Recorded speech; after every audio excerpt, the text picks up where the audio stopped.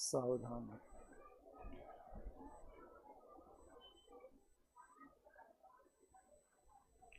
ओम नमः सिद्धाय, ओम नमः सिद्धाय, ओम नमः सिद्धाय।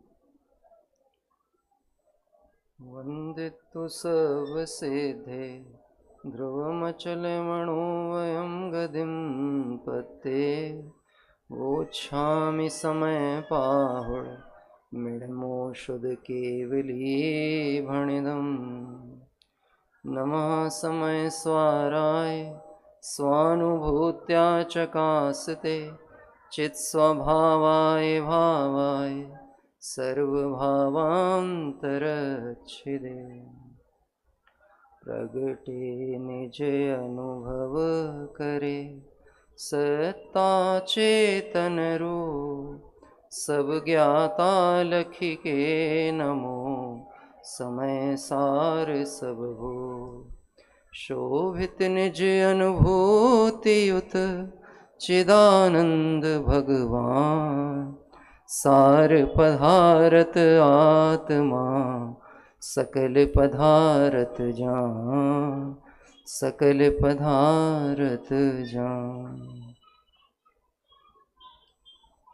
आचार्य कुंद स्वामी विरचित समयसार महाग्रंथादिराज विराजमान है। अध्यात्म जगत में समयसार शब्द जब भी प्रयोग किया जाता है, जब भी कहते हैं, तो ऐसा नहीं लगता है कि कोई ग्रंथ की चर्चा चल रही है। मुमुक्षु समाज के बीच में समयसार मतलब मेरी बात। आचार्य कुंद स्वामी ने भी जब यह ग्रंथ की रचना हुई तो प्रश्न यहाँ उत्पन्न किया गया है, को असौ शुद्धात्मा इति चेत। वह शुद्धात्मा कैसा है, एक चर्चा करें प्रारंभ यहाँ पे। उससे पूर्व में थोड़ा विचार करें, ये सारा जो आयोजन है ये किसके लिए हो रहा है। थोड़ा सा आपको जवाब देते रहना है ताकि हमारा तारतम्यता आपसे जुड़ी रहे। यद्यपि दूरी है लेकिन कोई बात नहीं, आप इशारों में भी हमें संकेत करेंगे तो समझ में आएगा। ये सारा प्रयोजन किसके लिए है, किसके लिए ये सारा आयोजन किसके लिए? हम सबके लिए? हम सबके लिए नहीं, ये सारा आयोजन सिर्फ मेरे लिए। किसके लिए? सिर्फ मेरे लिए। यह समय सार किसके लिए? आपने पवैया जी की एक भक्ति सुनी होगी, अभी अभी मेरे मन में ये भाव आया है, यह समय सार बनाया गया है। किसके लिए? मेरे लिए। यह जिन मंदिर भव्य जिनालय बन रहा है किसके लिए? पहले भी तो था ना जिन मंदिर, फिर ये नया मंदिर किसके लिए बन रहा है? हाँ, इस नए मंदिर में कौन से भगवान पधारेंगे, कौन विराजमान होगा? बोलो कौन विराजमान होगा? हाँ, अभी तो आज शुद्धि हो गई ना, भूमि शुद्धि आज हो गई है और कल यहाँ से मंदिर निर्माण की प्रक्रिया प्रारंभ होगी। और जिस दिन यह मंदिर बन जाएगा, आप सबकी भावनाओं को देखते हुए जो आपकी गति है वो तो ऐसी लगती है जैसे एक समय में जीव सिद्धालय में पहुंच जाता ना, ऐसी गति ऐसी लग रही है जिन मंदिर निर्माण की आपकी। क्योंकि जब मेरी चर्चा हुई तो ये बात आई कि ज्ञानायतन तो हमारा तैयार ही है, अब सिर्फ धर्मायतन और बना और हम लोग पूर्णता निवृत्त हो गए, हमारा तो काम ही हो गया। तो पूछा कि कितना समय है?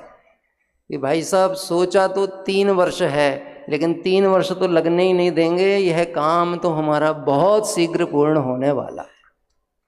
किसके बल पे से ये बात आ रही है, ये जो ताकत आ रही है किसके बल से निकल के आ रही है? किसका भरोसा है कि ये काम हो जाएगा? बोलिए किसका भरोसा है? हाँ, आज तो अकर्तावादी जैन दर्शन की भगवान तो जगत के कर्ता धर्ता है नहीं, पर यह बल कहाँ से आ रहा है कि किसी कार्य को करना हो तो बल यहाँ से आता है कि मैं हूँ ना। कहाँ से आना चाहिए? मैं हूँ ना।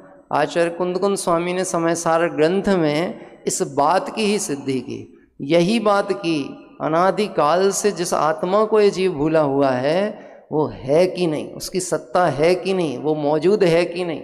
टोटमल जी साहब कहते हैं जीवादि तत्वों की चर्चा तो करता है पर मैं जीव हूँ ऐसा आपारूप जब तक श्रद्धान नहीं होगा तब तक कार्य होने वाला नहीं है। 38वीं गाथा पर अपन थोड़ा सा विचार करेंगे। आचार्य कुंद कुंद स्वामी यदि नहीं होते तो क्या होता? तो क्या होता? हाँ, तो क्या होता? अनुभव भैया।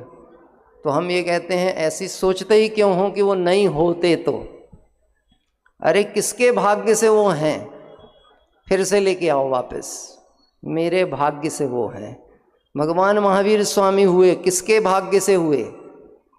उनकी दिव्य धनी हुई, वो तत्व हुआ, किसके भाग्य से? ये समय सार आया, ये किसके भाग्य से? मेरे। और ये भव्य जनालय बनेगा, ये किसके भाग्य से? किसके भाग्य से? कि सिर्फ मेरे ही भाग्य से। अब प्रश्न उत्पन्न होगा, जिस मैं की बात इतनी कर रहे हो, मैं है कैसा? वह स्वरूप क्या है? उसका परिचय है कि नहीं, कि सिर्फ सुना सुनी के अनुसार कह दिया कि मैं हूँ? क्योंकि अनादिकाल से यह जीव जो संसार परिभ्रमण दुख रूप अवस्था को प्राप्त कर रहा है, वो सिर्फ मैं को भूलने के कारण से है। और पूरा समय सार की ही बात नहीं कहें, द्वादशांगमय वाणी में जिसकी चर्चा है वो कौन है? बोलते रहे ना भैया, किसकी चर्चा है? किसकी? मेरी चर्चा है, मैं कैसा हूँ। इस बात को कहते हुए आचार्य कुंद कुंद स्वामी ने यहाँ पर पूर्व रंग अधिकार में 38 नंबर की गाथा यहाँ उद्धृत हुई है, आप सभी के कंठ में बैठी हुई है। और एक बात हमें विचार कर लेना है, ब्रह्मचारी हरि भाई ने जब बाल पोथी बनाई तो आपको पता है वहाँ पहला प्रश्न क्या डाला है? बाल पोथी का पहला प्रश्न, बाल पोथी को यदि हम कहें तो प्ले स्कूल की स्टडी है वो। देखा जाए तो वो कोई KG1 भी नहीं है, नर्सरी भी नहीं है। नर्सरी तो कहलाएगा बाल बोध 1, और बाल पोथी क्या कहलाएगी? Play school. और उसका पहला पाठ क्या है? बोलो, पहला पाठ क्या है बाल पोथी का? बताओ तुम कौन हो। और यहाँ से चर्चा चालू हुई, मैं जीव हूँ, मुझ में ज्ञान है और मैं ज्ञान से जानता हूँ। अब आचार्य कुंद कुंद स्वामी यहाँ पर इस 38वीं गाथा में वो मैं जीव कैसा हूँ इसका स्वरूप परिचय कराते हैं। और इसका परिचय हो गया तो अनादि संसार परिभ्रमण कथा का अंत होगा। एक बात विचार करना, अब जब हमारे नगर में पंचकल्याणक होगा तो कौन का पंचकल्याणक होगा? नेमिनाथ भगवान का, आदिनाथ भगवान का, महावीर भगवान का? किसका पंचकल्याणक होगा? कि उनके कल्याण तो हो गए निस्वरूप के लक्ष्य से। अब यह जो कल्याणक महोत्सव होगा वो मेरे कल्याण का निमित्त बनने वाला है। तो मैं कैसा हूँ, आप सभी इस गाथा का एक बार पाठ करेंगे हमारे साथ में, फिर अपन इस पर थोड़ा विचार करते हैं। अहमिको खलु शुद्धो दंशणाणमयो सदाडुवि णवियथ मज्ज किंचवि अन्नम परमाणु में तंपि। मैं एक शुद्ध सदा रूपी ज्ञान दृग हूँ यथार्थ से, कुछ अन्य वो मेरा तनिक परमाणु मात्र नहीं, अरे परमाणु मात्र नहीं अरे। पहला ही शब्द मैं मतलब कौन? मैं मतलब कौन? ये बात बार बार दोहराना है। स्वाध्याय के 5 अंगों में आता ना, वाचना, पृच्छना, आमनाय, अनुप्रेक्षा, धर्मोपदेश। तो यहाँ पर चिंतन करना है बारंबार, मैं मतलब कौन। कहीं मैं पर्याय दृष्टि से ऐसी अज्ञान मान्यता को लेकर को तो नहीं बैठा हूँ कि मैं मतलब कौन। अब यहाँ पर एक प्रश्न पूछते हैं, यहाँ पुरुषों की संख्या ज़्यादा है यानी बहनों की संख्या ज़्यादा है कि भाइयों की? देख लो हाथ कंगन को आरसी के आजू बाजू में तो है ना, इधर झांक के देख लो, आप इधर झांक के देख लो, और फिर आप बता देना संख्या में ज़्यादा कौन है। पुरुष ज़्यादा हैं कि स्त्रियां ज़्यादा हैं? बहन ज़्यादा हैं कि भाई ज़्यादा हैं? बोलो कौन ज़्यादा है? हाँ, जैसे ही मैंने ये देखा कि मैं स्त्री हूँ और मैं पुरुष हूँ तो मैं को चूक गया और किसको पकड़ लिया? पर्याय को। यहाँ जितने भी बैठे हैं सब पुरुष हैं। कौन बैठे हैं? पुरुष। पर कौन सा पुरुष? वो द्रव्य दृष्टि की अपेक्षा जो समय सार का प्रतिपाद्य विषय मैं मतलब शुद्धात्मा, जिसको अमृतचंद आचार्य पुरुषार्थ सिद्धि उपाय में कहते हैं, पुरुषार्थ सिद्धि उपाय। पुरुष मतलब आत्मा। यहाँ जो कोई भी है वो सब कौन है? आत्मा। जो सिद्धालय में है वो कौन है? वो आत्मा। जो जिन मंदिर में भव्य जिनेंद्र भगवान विराजमान है वो सब कौन है? आत्मा। पंच परमेष्टि हैं वह सब कौन है? आत्मा। निगोद अवस्था में पड़े हुए अनंत जीव राशि वो सब कौन है? आत्मा। और मैं भी कौन हूँ? आत्मा। अब वो आत्मा कैसा है? एक एक विशेषण के द्वारा उसका स्वरूप व्याख्यान करते हैं। कहते हैं मैं एक हूँ। कैसा हूँ? एक हूँ। एक रहने में अच्छा लगता है कि बुरा लगता है? एक रहने में सुख की अनुभूति होती है कि दुख की अनुभूति होती है? बोलो, तीर्थ वंदना को जाना हो तो ये अकेले जाएंगे कि साथ में लोगों को लेके जाना चाहते हैं? बोलते जाना भैया। अगर आपने बोलना बंद किया तो उपयोग कहीं ना कहीं पक्के में जाने वाला है। हम घर गृहस्थी के विकल्पों को छोड़कर इस आयोजन में आए हैं, पर इस आयोजन का भी एक मूलभूत प्रयोजन है, मुझे मेरे निज स्वरूप की प्राप्ति होवे। अभी हमने गुरुदेव श्री के व्याख्यान सुन रहे हैं, चर्चाएं चल रही हैं, दिन भर आयोजन हो रहे हैं। ये दिन भर का जितना भी आयोजन, इसका मूल प्रयोजन एक ही है। वो क्या है? मुझे मेरे शुद्धात्म स्वरूप की प्राप्ति। तो मैं कैसा हूँ कि मैं एक हूँ। कैसा हूँ? एक। कब से? कब से? साहब हमको तो ये बात पता है, इसमें नई बात क्या है? वही तो बात विचार करना है। वस्तु स्वरूप में नई बात कुछ नहीं है, पर जब तक निर्णय नहीं हुई है तब तक वस्तु की प्राप्ति होती ही नहीं है। इसी की गाथा में जब आगे यहाँ पर टीका चलेगी तो वहाँ पे एक बात कही गई, दृष्टांत दिया है, जैसे कोई मुट्ठी में रखे हुए, वो कौन जो मुट्ठी में रखे हुए को भूल गया? हाँ, किसी के हाथ की कोई अभी सोने की कोई चीज़ गिरी तो नहीं है? बहनों की गिरी तो नहीं है? पक्का? क्या कह रहे हैं? किसी के हाथ की अंगूठी वगैरह गिरी तो नहीं है? पक्का? पर मुझे अभी यहाँ पड़ी मिली थी और मैंने उसको विराग जी साहब को दे दी। अभी सूचना होने वाली है कि किसी के हाथ की एक सोने की अंगूठी गिरी हुई मिली है। वो अपना पहचान बता करके यहाँ से लेके जाए, अन्यथा हम कल उसको यहाँ पर आपकी तरफ से समर्पित मानने वाले हैं। ये सूचना विराग जी को देनी थी पर मैंने खुद ही दे दी। ठीक है ना? तो किसी की गिरी है कि नहीं गिरी?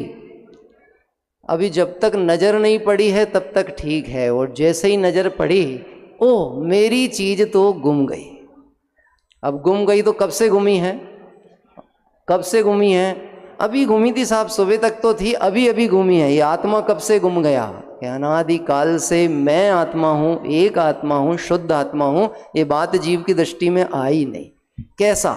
मैं एक हूँ, शुद्ध हूँ। और इसी समय सार जी में तीसरे नंबर की जो गाथा है उसमें बात आई है कि एकत्व निश्चय गत समय सर्वत्र सुंदर लोक में। एकत्व स्वरूप को जो प्राप्त आत्मा है वही सुंदर है, वही शुद्ध है। एक है तो शुद्ध है, और दो हुआ तो अशुद्धता। दृष्टांत बहुत प्रचलित और प्रसिद्ध है, आपकी दृष्टि में होगा। आप मुझे विचार करके बताना, 1 लीटर दूध में 1 लीटर पानी मिलाया गया तो दूध कितना हो गया? 1 लीटर दूध में 1 लीटर पानी मिलाया तो दूध कितना हो गया? 1 की 2? जब नापा जाएगा बर्तन में तो 2 लीटर नापा जाएगा ना, कि भले 2 लीटर नापा जाए पर उसमें दूध की सत्ता और मात्रा 1 लीटर की ही है, 2 नहीं है। अब प्रश्न करते हैं कि वह दूध जो 1 लीटर शुद्ध दूध था और 1 लीटर शुद्ध पानी था, ये दोनों शुद्ध को भी मिलाए गए तो क्या शुद्ध रहा? दूध शुद्ध रहा कि पानी शुद्ध रहा? कि ना दूध शुद्ध रहा ना पानी शुद्ध रहा। यद्यपि स्वभाव दोनों का भिन्न भिन्न है, उस अपेक्षा शुद्ध है, लेकिन जैसे ही संयोग में एकाकार पने की बुद्धि करता है, संयोग रूप अपने को अनुभव करता है और अशुद्धता आती है। लेकिन यहाँ तो आचार्य देव घोषणा कर रहे हैं, मैं आत्मा एक हूँ और कब से शुद्ध हूँ? अनादिकाल से शुद्ध हूँ। और अभी भी कैसा हूँ? इस समय भी कैसा हूँ? कि पर्यायों के पार देख ले, आप स्वयं भगवान हैं। और वो भगवान भी कैसा? परिपूर्ण भगवान हो, शुद्ध भगवान। कार्तिकेय अनुप्रेक्षा जी का स्वाध्याय चलता है, उस स्वाध्याय के अंतर्गत पंडित साहब एक चर्चा वहाँ पर आई कि बहिरात्मपना छोड़कर अंतरात्मा होवे और परमात्मा स्वरूप को लक्ष्य में लेवे। लेकिन वो अंतरात्मा होवे कैसे? कि अपने को परमात्मा स्वरूप आत्मा देखे तो फिर भगवान बने, तो परमात्मा पने की दशा प्रकट हो। अब वो परमात्मा पने स्वरूप जो आत्मा है वो कैसा है? एक है कि अनेक रूप है? सिद्धालय में अनंत सिद्ध विराज रहे हैं, तो अनंत सिद्ध भी अनंत में है कि सब एक एक है? एक माँ ही अनंत विराजे, फिर भी सब कैसे हैं? एक एक। यहाँ भी हम सब जो बैठे हुए हैं वो एक एक बैठे हैं कि अनेक बैठे हैं? बोलो। अब मैं आपसे प्रश्न पूछ रहा हूँ, भेद ज्ञान करना है इस दृष्टि से। आपके सामने कितने लोग बैठे हैं? मुझे मंच में तो शायद और कोई दिख नहीं रहा अभी, बताइए कितने बैठे हैं?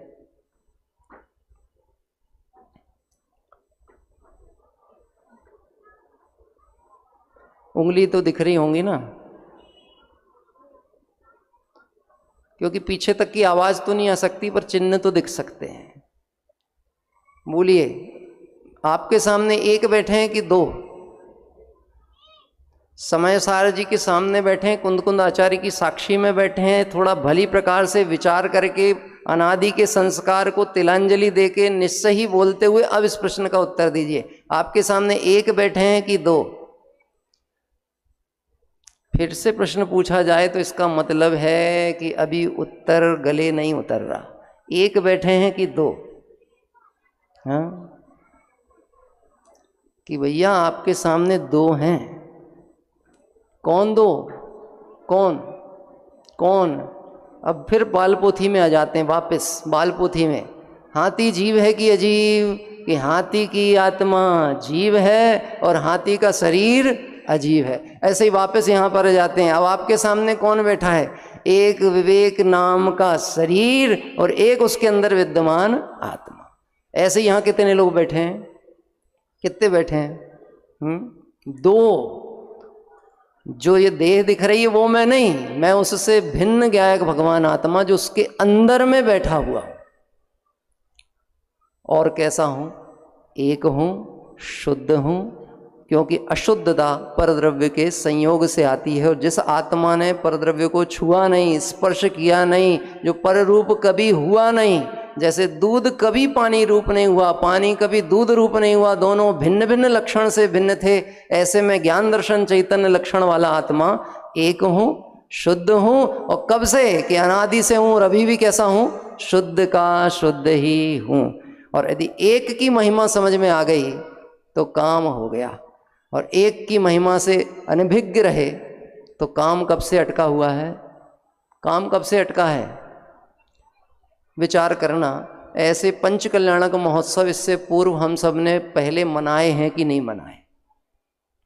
और साक्षात तीर्थंकर केवली भगवंतों के भी पंच कल्याणक महोत्सव के हम साक्षी हुए हैं कि नहीं हुए?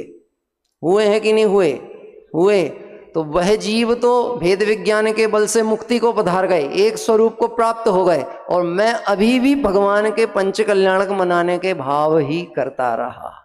इसलिए यह बात की गई कि आयोजन में अपने प्रयोजन को ध्यान में रखते हुए इस कार्यक्रम को हमको लेकर के चलना है। मुझे मेरे स्वरूप की प्राप्ति हो, तो वह स्वरूप कैसा है? कि मैं एक हूँ, शुद्ध हूँ, और कैसा हूँ? सदा ज्ञान दर्शन लक्षण वाला हूँ। कैसा हूँ? ज्ञान दर्शन लक्षण वाला। अभी आपके ज्ञान में यह समय सार की गाथा आ रही है, मैं जो कह रहा हूँ वो आपके ज्ञान में आ रही है। तो क्यों आ रही है? क्योंकि मैं कह रहा हूँ इसीलिए आ रही है ना।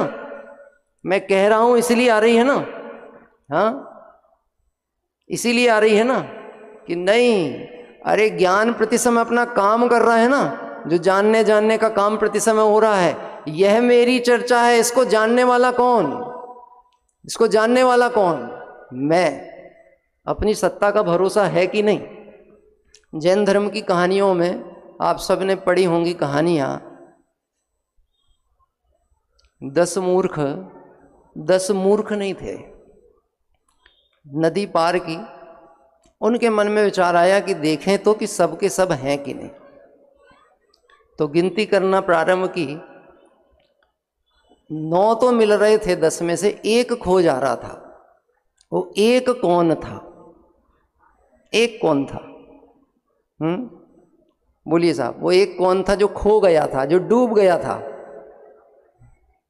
अनुभव भैया, अनुभव से बताइए कि वो एक कौन डूब गया था कि सबकी गिनती करता था और अपने को छोड़ देता था। उसी जैन धर्म की कहानियों में, हरि भाई की ये कहानियाँ, उसमें एक और कथा आई थी, जैसे वो बंदर वृक्ष के ऊपर बैठा हुआ और उसकी परछाई नीचे पड़ती है और सिंह उस पर हाथ मारता है, झपट्टा मारता है, तो वो डर के मारे जो गिर जाता है, वो कौन है? डर कौन गया? परछाई को देख के डर कौन रहा है? कि वह जो बंदर है वो परछाई को अपना मान रहा है, यानी वो 2 को एक मान रहा है, और उस कारण उसको मृत्यु तक को प्राप्त होना पड़ा। ऐसे अनंत संसार परिभ्रमण में जब तक मुझे मेरे एक स्वरूप की महिमा नहीं आएगी, तब तक ये समय सार का फल मिलने वाला नहीं है। एक की महिमा कितनी, मुझे मेरे पिताजी के स्वाध्याय की वो बातें याद आती हैं। जब इस गाथाओं के चर्चा में वो एक बात कहते थे कि एक की कीमत कितनी होती है, तो वो दृष्टांत देते थे कि जब मैं अकेले किसी आयोजन में आता हूँ, किसी कार्यक्रम में जाता हूँ और अकेला हूँ और कोई मुझे लेने आया, तो दरवाज़ा गाड़ी का खोलते हैं तो कौन सा गेट खोलते हैं? कोई लेने आए ना, स्टेशन लेने आए और मैं अकेला आया हूँ, तो मुझे लेंगे तो गेट कौन सा खोला जाएगा?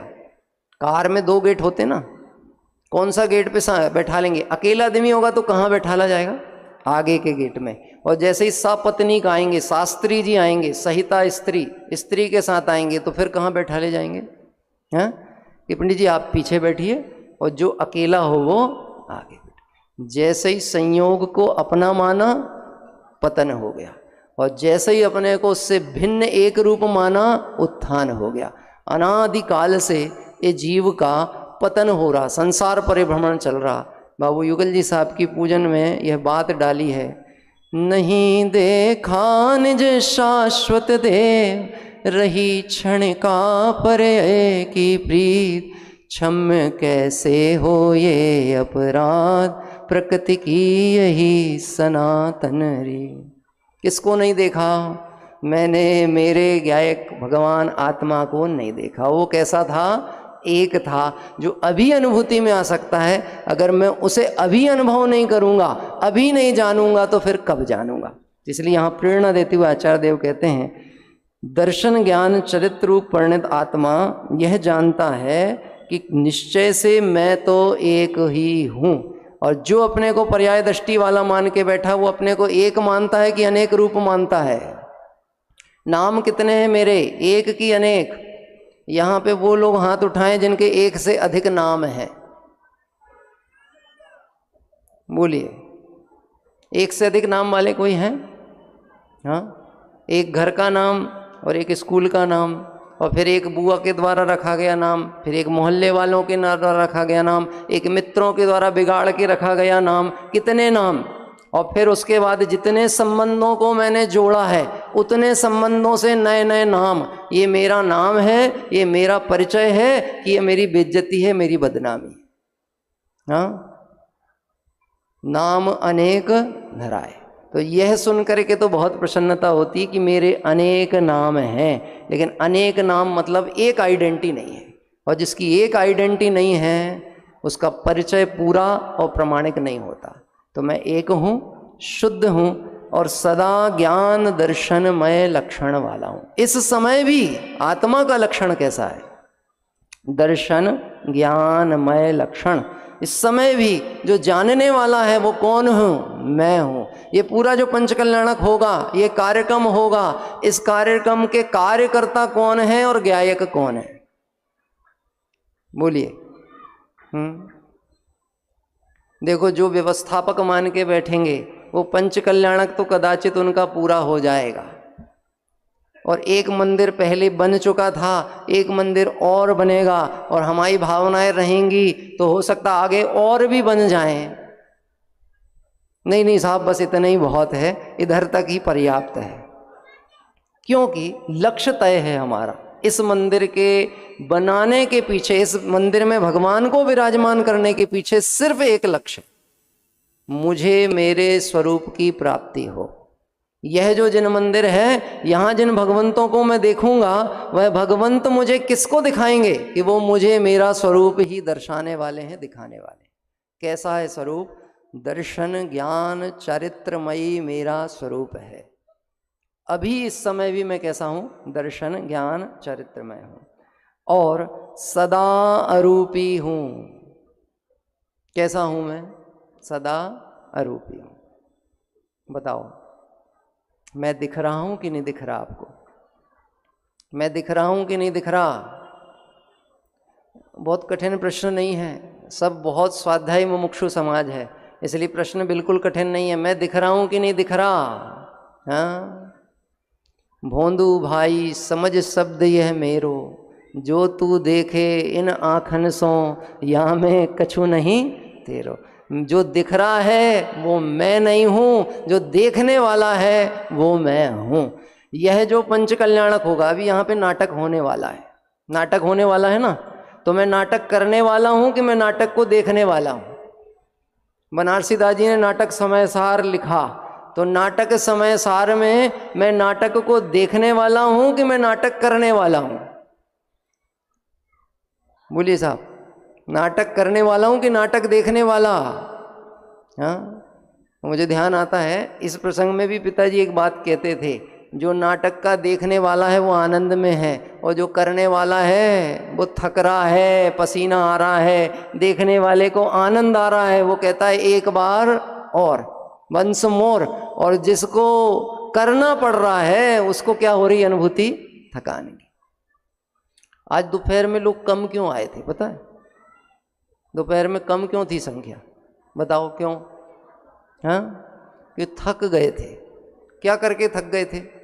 कि बोले साहब सारी व्यवस्थाएं तो आयोजकों ने यहाँ करके रखी थी, भोजन पानी भी सब हाथ में मिला था, बढ़िया सुंदर भक्ति कार्यक्रम भी सब हुआ था। थक किस में गए थे? कि तुम अपने स्वभाव को छोड़कर जहाँ भी जाओगे वहाँ थकान होगी। ये अध्यात्म रहस्य भी पूज्य गुरुदेव श्री ने बताया। अरे राग का अंश भी होगा, आत्म स्वभाव में राग के अंश की भी अनुभूति यदि जीव को करेगा तो उसे शुद्ध स्वरूप दृष्टि में आने वाला नहीं है। मैं कैसा हूँ? एक हूँ, शुद्ध हूँ, सदा ज्ञान दर्शन स्वरूपी हूँ, सदा अरूपी हूँ।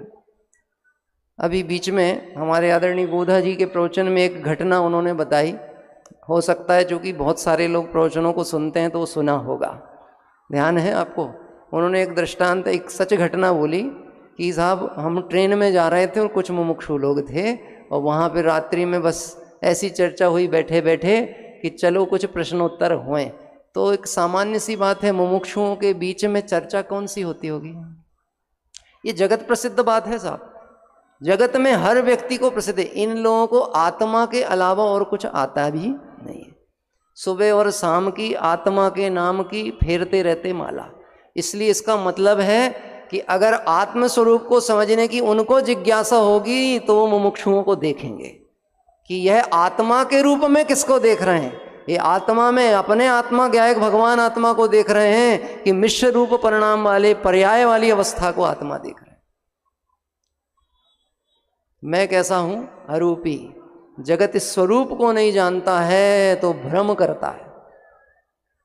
अरूपी शब्द को जगत में भूत के रूप में माना जाता है। अरूपी मतलब जो ना दिखे वो कौन होगा? भूत।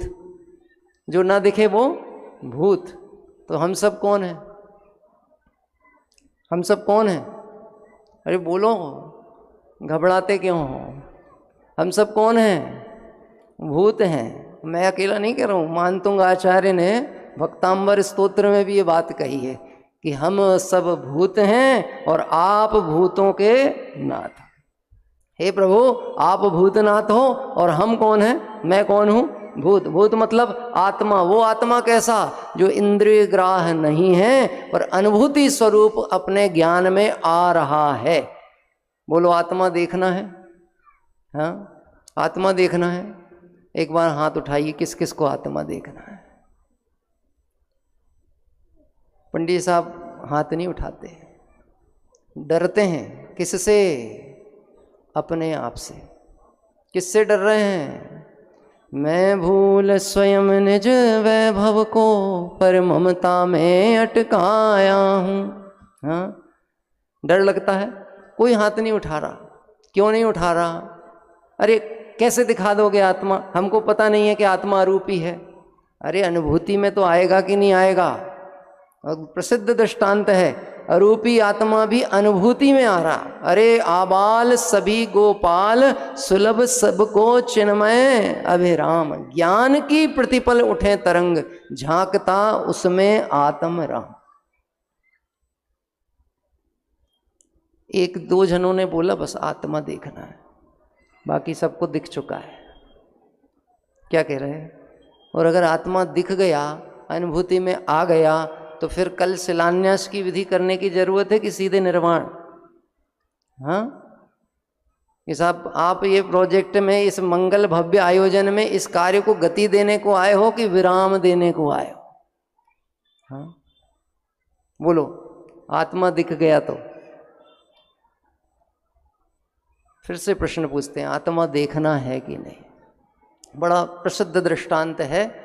देखो, आपको देखना हो कि नहीं देखना, पर आचार्य कुंद कुंद स्वामी ने जिस शुद्धात्म स्वरूप को अनुभूति में लिया, अनुभव में आया है, वह आत्मा मेरे और आप सबके अनुभव में आ रहा, मेरे ज्ञान में वो अनुभव में आ रहा है, प्रति समय अनुभव में आ रहा। एक दृष्टांत आपने सुना होगा, एक व्यक्ति ने वर्णी जी से प्रश्न किया, आप लोग आत्मा की इतनी चर्चा करते हो, हमको आत्मा दिखाओ तो, आत्मा होता कैसा है? तो वो दृष्टांत आपने सुना है कि कटोरा, उन्होंने कहा एक कटोरा लेकर के आओ, और पानी से भरा हुआ कटोरा और एक नमक का डिल्ला। अब वो नमक का डिल्ला जो है वो सामने दिख रहा है, अभी स्पर्शन इंद्रिय से भी देखने, पकड़ने में आ रहा है, और नेत्र इंद्रिय से देखने में आ रहा है, और ये पानी है, ये देखने में आ रहा। अब कहा कि इसको इसमें डालो, अब इसमें डाला, और इसको उठा करके एक अलमारी में रखो और बंद करो, और चाबी लेकर के किसके पास रख दो? चाबी लेके किसके पास रख दो? हाँ पंडित साहब, हमने तो देखा नहीं, पर सुना है कि जो गुरुदेव श्री के पास जाते थे वो गुरुदेव श्री के हो जाते थे। और ऐसा सुनते थे कि गुरुदेव श्री के पास एक छड़ी थी, है ना? आप लोगों के ऊपर भी वही छड़ी फिरी थी क्या? हाँ, वो एक छड़ी थी ना, ऐसी जनवाणी के लिए, वो पसीना ना आए उसके लिए, स्पर्श के लिए रखते थे। तो लोगों को लगता था ये छड़ी से कुछ जादू करते हैं, हिप्नोटिज्म, तो जो इनके पास जाता है वो इन्हीं का हो जाता है। तो मैंने सुना था कि वो छड़ी भी कई बार गायब हो गई थी। क्या कह रहे हैं? जिसको छड़ी मिली होगी उसके पास गुरुदेव का प्रतीक तो होगा ना, कुछ ना कुछ, जिसके पास जो मिला होगा। अरे जिसको शुद्धात्मा मिल गया, जिसको वह ज्ञायक भगवान आत्मा मिल गया, अब उसको और कुछ की जरूरत रही। तो वो कटोरा रखा, ताला लगाया, अलमारी में रखा, चाबी भी अपने पास रखी, और उन्होंने कहा 2 घंटे बाद आना, हम तुम्हें तुम्हारा शुद्धात्मा दिखाएंगे। लौट के जब आए, लेकर के आओ, वो नमक जो तुमने उसमें डाला था उसको वापस निकालो। मिल जाएगा नमक? नमक मिलेगा कि नहीं? हाथ डाल के टटोल के देखो मिल रहा है कि नहीं? नहीं मिलेगा। कहाँ गया? डाला किसने था? डाला तुम्ही ने था। निकालना भी किसको है? कि तुम्ही को है कि गुम गया? कहाँ है? कहाँ है? हाँ, कि साहब दिख नहीं रहा, खो गया, खो गया, खो गया। अरे दिख नहीं रहा है, परंतु जैसे ही उसकी एक बूंद जीभ पर रखी तो नमक मिल गया कि नहीं मिल गया? मिल गया। ऐसे शुद्धात्मा है, अरूपी है, लेकिन इंद्रिय ग्राह्य नहीं है, पर अनुभूति स्वरूप है कि नहीं? यह सुनकर के जो समय सार की चर्चा सुन के आनंद आता है, यह आनंद किसका है? यह आनंद किसका है? बोलिए। पंचकल्याणक में आनंद आता है कि नहीं? भक्तियों में आनंद आता है कि नहीं? विधान में आनंद आता है कि नहीं? हाँ, मुमुक्षुओं को अशुद्ध भोजन में तो आनंद नहीं आता, पर शुद्ध भोजन में तो आनंद आता है कि नहीं? चलो भाग्य से आज अच्छा शुद्ध प्राशुक व्यवस्थित भोजन मिल गया, इस विषय में आनंद आता है कि नहीं? अरे यहाँ तो ये विचार करना, जो आनंद आ रहा है वो आनंद किस में से आ रहा है और किसका आ रहा है? किसका आनंद? मेरा। जैसे वो खोया हुआ नमक जिह्वा पर रखते से ही तुरंत मिल गया, ऐसे ही वह भगवान आत्मा जो आज तक मेरे दृष्टि में नहीं आया था, वह अभी अनुभूति में आ रहा है कि नहीं आ रहा। इसलिए बड़े पंडित साहब का एक कोटेशन है, ग्रंथ को पूरा करने का विकल्प नहीं रखना, ग्रंथ को सार्थक करना। ये गाथाएं हमने कितने दफ़े पढ़ ली, आचार्य हमारे गुरुदेव श्री ने तो 19 दफ़े तो स्वाध्याय किया और सैकड़ों बार इसका चिंतन किया। तो वो जब जब ये गाथाओं को विचार करते होंगे, समय सार का अंतर आलोड़न करते होंगे, उस समय उनको अनुभूति में जो आनंद आता होगा, वो आनंद कहाँ से आता है कि वो अंदर से आता है। उनको अंदर से आता है, अनंत ज्ञानियों को अंदर से आता है, तो मुझे कहाँ से आएगा, कहाँ से आएगा? हाँ, देखो कल ये आयोजन पूरा हो जाएगा, आप अपने घर चले जाओगे, हम अपने घर चले जाएंगे। आज जो आनंद आया है, ये आनंद कल फिर आएगा कि नहीं आएगा? आएगा कि नहीं आएगा? कि आनंद स्वरूपी आत्मा यदि लक्ष्य में आ गया तो आनंद कहीं जाने वाला नहीं।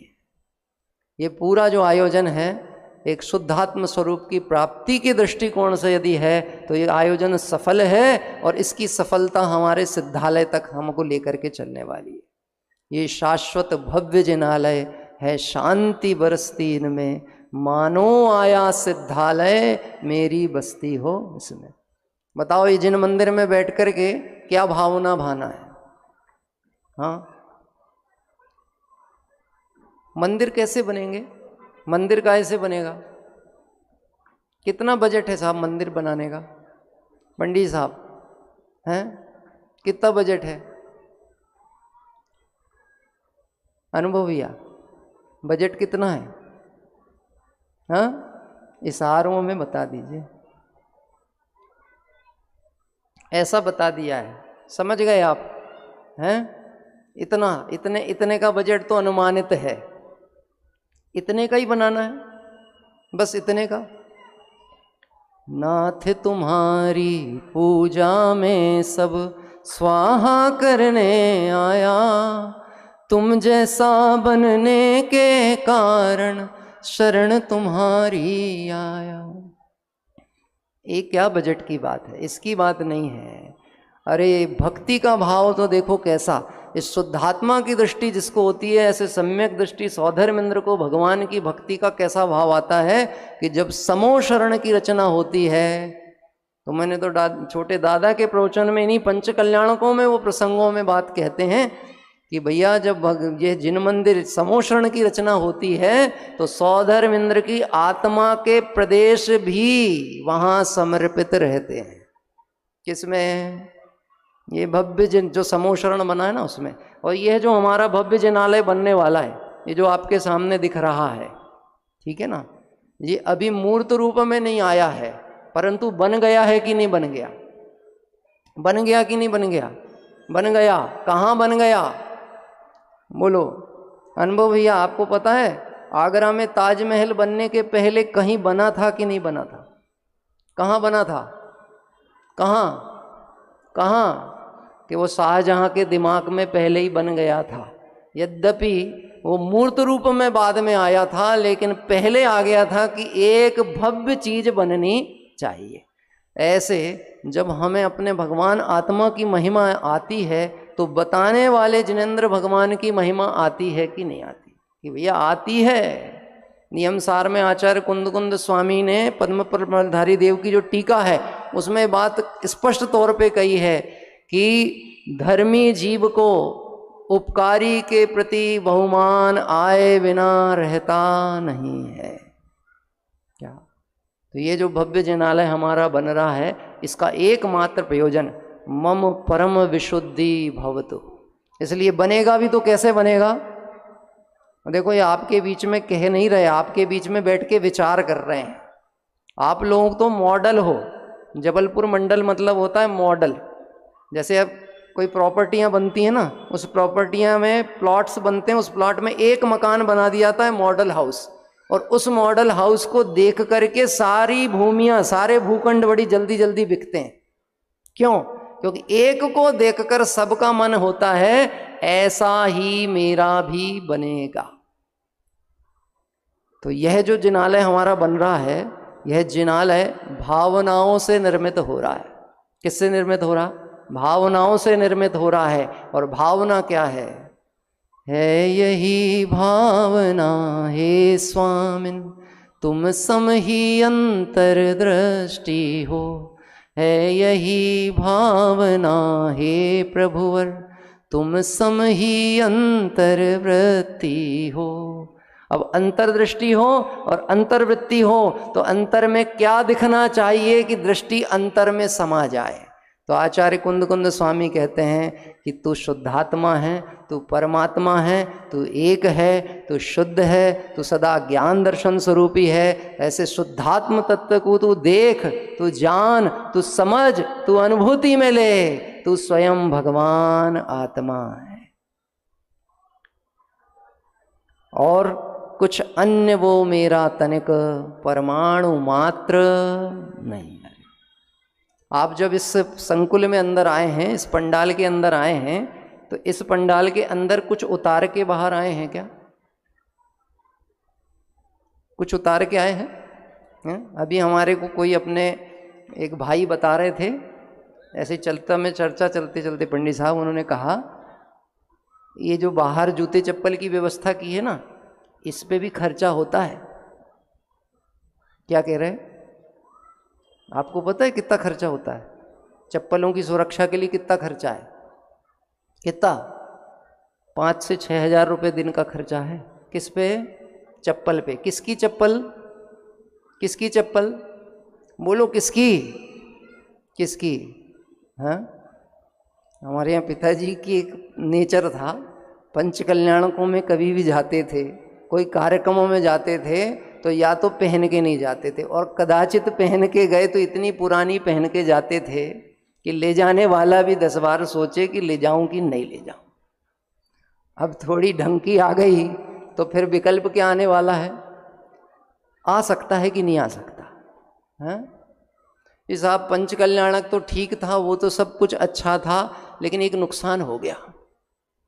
मेरा एक कजिन भाई, उसको मंदिर जाने का इतना कोई भाव नहीं था। एक बार जबलपुर की मड़िया गया था, एक बार, अभी मिला मुझे, तो बोले भैया पहली बार मड़िया जी गए थे और सोचे थे कि चलो पहली बार दर्शन करके आए, शादी के 7,000 के जूते घूम गए। कितने के? तो बताओ, उसको महिमा आ रही कि दुख हो रहा? क्या कह रहे हैं? उसको खेद बरत रहा, किस बात का? इसीलिए तो हम जाते नहीं हैं। लेकिन जिनको इस बात की महिमा आ रही है कि अरे मुझे अनादि का खोया हुआ भगवान आत्मा मुझे यहाँ प्राप्त हुआ, और जिनके निमित्त से हुआ, ऐसे वीतरागी भगवंतों का पदार्पण अब मेरे नगर में नहीं, कल हम कहाँ पर विराजमान करने की तैयारी करने वाले हैं। आज भूमि की शुद्धि हुई है और कल यहाँ पर वह प्रारंभ होने वाली है प्रतिष्ठा, तो कहाँ पे विराजमान करना है? अनुभव भैया एक प्रश्न का उत्तर और देना। भगवान मान लो अब तो पंच कल्याणक होगा तो यहीं प्रतिष्ठित होंगे, लेकिन भगवान यदि अन्य जगह से प्रतिष्ठा होकर के आ जाते तो हम उनको जिन मंदिर बनने तक कहाँ रखते? जिन मंदिर बनने तक भगवान को कहाँ रखते? बोलो कहाँ रखते? किसी से बोलते कि साहब आपका घर मिल जाएगा तो उसको प्रसन्नता होती कि नहीं होती? होती कि नहीं? अगर भगवान आपके घर में विराजमान हो तो प्रसन्नता होगी कि नहीं? कि होगी। ऐसे ही विचार करो कि मैं कौन हूँ, तो कहते हैं कि तू स्वयं भगवान आत्मा है। तो जैसे वह भगवान वीतरागी भगवान को अंदर में बुला के आनंद होता है, ऐसे तू अपने को भी परमात्मा देख, परमात्मा स्वरूप अनुभव कर, उस आनंद को भोग। इस भावना के साथ में इस चर्चा को यहीं विराम देते हैं। 2 पंक्तियाँ इसी को पुनः काव्य रूप में पढ़ते हुए, और आप विचार करिएगा। एक तो ये 38वीं गाथा है, और क्या बात थी कि आज तक मुझे शुद्धात्मा की प्राप्ति नहीं हुई। उसके लिए 22 नंबर का जो कलश है, उस कलश को भी इसी तारतम्य में मैंने 2 पंक्तियों में यहीं जोड़ा है। मैं एक शोध सदा हूँ दर्श ज्ञानमयी, मैं एक शोध सदा हूँ दर्श ज्ञानमयी, न अन्य कुछ मेरा परमाणु मात्र नहीं। आजन्म के मोह भावों को जीव तुम तज दो, लो ज्ञान रस चाखो, लो ज्ञान रस चाखो। जो है सदा सुखमयी, न अन्य कुछ मेरा। परमाणु मात्र नहीं, मैं एक शुद्ध सदा। ऐसे एकत्व विभक्त स्वरूप भगवान आत्मा का चिंतन मनन कर संभाव पूर्वक समाधि भावना के पूर्वक भवों का अंत हो और मैं भी अल्पकाल में शाश्वत सिद्धत दशा की प्राप्ति करूं, इसी पवित्र भावना से विराम।